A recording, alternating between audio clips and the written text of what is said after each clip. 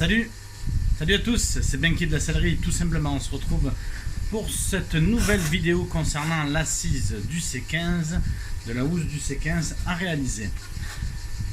Donc là, on est sur la partie assemblage et sur piqûre, puisque je vais pas mettre de jonc. D'origine, il y a un jonc.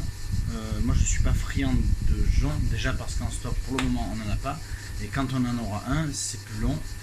Donc ce C15 a été réalisé uniquement pour que je puisse vous montrer comment on réalise le dossier et l'assise d'un siège de C15, du démontage au remontage, avec plusieurs tutos complets.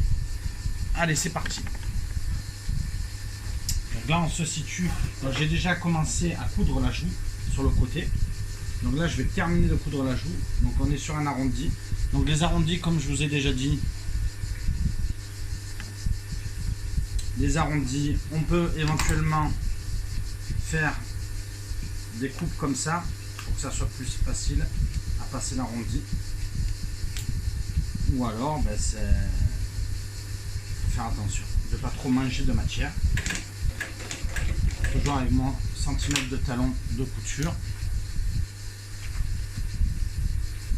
Donc là, je vous ai montré avec. Donc là, quand c'est vraiment hard, voilà, moi je vous recommande de faire ça, ça coûte rien.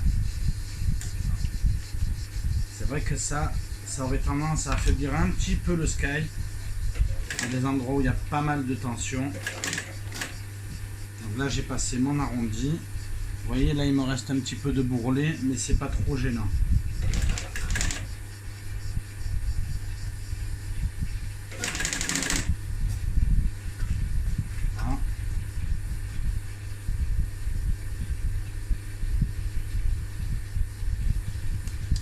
Là, le tout, c'est que là où on termine, il faudra que l'autre joue termine au même endroit. C'est pour ça qu'habituellement, soit on fait des repérages sur le sky, soit on agrafe comme je peux le faire occasionnellement pour vous montrer, soit on reste vigilant et on fait des contrôles avec des fins. Donc là, lorsque j'ai défait, donc je savais à vue d'œil là où ça s'arrêtait. N'est pas mauvais.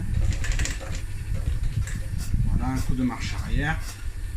Là, vous voyez pas trop parce que je donne des coups de volant moteur pour emmener un petit peu l'aiguille. Donc je coupe. Là, on va passer sur la partie sur piqûre au niveau de la joue. Donc ma surpiqûre, je vais la faire sur le côté le plus large, ici. Voilà, donc on voit pas très bien la vidéo, mais vous allez le voir une fois que ça sera fini. Donc c'est-à-dire sur la partie visible. Donc là, soit on choisit une petite surpiqûre. Donc je vais partir sur une petite surpiqûre parce que alors d'habitude je le fais pas avec le petit pied de biche, je le fais tout le temps avec le gros. Je prends même la moitié. Là on va prendre le petit pied parce que sur les motifs que j'ai réalisés qui correspondent à peu près à l'original, sauf que j'ai pas respecté le même espacement, c'était plus étroit que à mon habitude.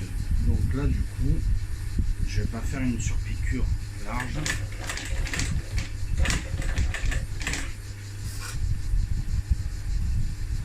Donc j'ai fait mon point d'arrêt, je tends les deux matières. Voilà, alors là on voit pas trop, je vais essayer de vous rajouter un petit peu de lumière. Pour moi c'est pas trop gênant, mais c'est vrai que sur la vidéo on voit pas trop parce qu'il y a ma main là. Je vais essayer de vous le mettre plutôt comme ça. Pareil. Peut-être en montant un petit peu, en prenant de la hauteur, peut-être que ça sera mieux. Voilà.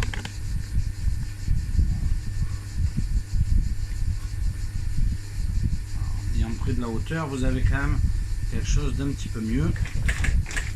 Donc là on attaque la surpiqûre. Donc comme vous avez pu le constater, à chaque fois que je m'arrête, je veille à ce que l'aiguille soit tout le temps dans la matière, d'une part, et d'autre part je tends comme il faut la matière. Donc je la tends comme ça, voilà, là on le voit bien, voilà, comme ça, et je passe mon doigt par dessus. Je vais vous le remontrer parce qu'il y a cette matière qui me gêne à l'écran. Voilà. Donc je repasse le doigt dessus. Donc là c'est bien tendu.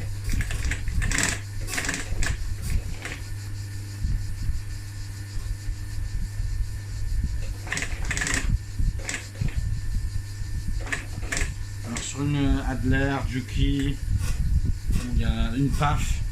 La PAF c'est très bon aussi. Hein. Vous avez, lorsque vous mettez un coup de talon, vous avez l'aiguille qui redescend. Bon, moi sur ma machine c'est pas le cas, c'est du vieux. Je voulais une machine en fonte, en tout cas le carter en fonte. Donc c'est pour cette raison que j'ai pas toutes ces améliorations qui ont été apportées sur les machines depuis 40 ans. 45 ans. Voilà.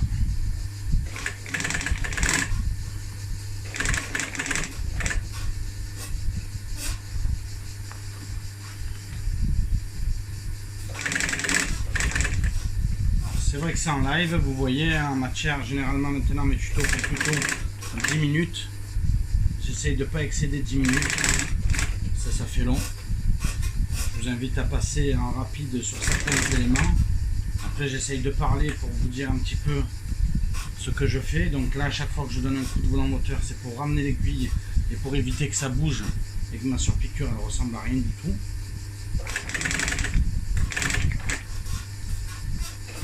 Là je fais mon point d'arrêt de 3, ça suffit. Je remonte, je tire mon fil ici. Un coup de ciseau.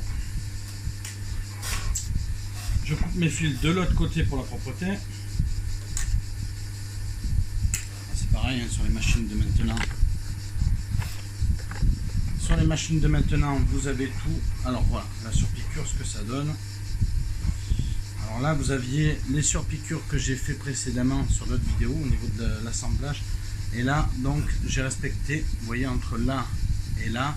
La seule chose qui change, c'est que là, j'ai dû faire double surpiqûre pour, par rapport à l'original. Sinon, c'est quand même assez propre au niveau de la surpiqûre. Bon. Donc d'origine, il n'y a pas la surpiqûre, il y a un passe-poil. Moi, j'ai fait une surpiqûre.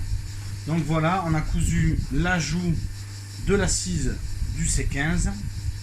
Je vais m'arrêter là. L'autre joue, je vais la coudre, vous avez compris, c'est pareil. N'hésitez pas à liker, partager sur les réseaux sociaux, sur le Facebook et le YouTube. Si vous n'êtes pas abonné, n'hésitez pas à vous abonner. Un petit pouce, ça fera plaisir sur le Facebook. Et je vous dis à une prochaine vidéo. A bientôt, salut!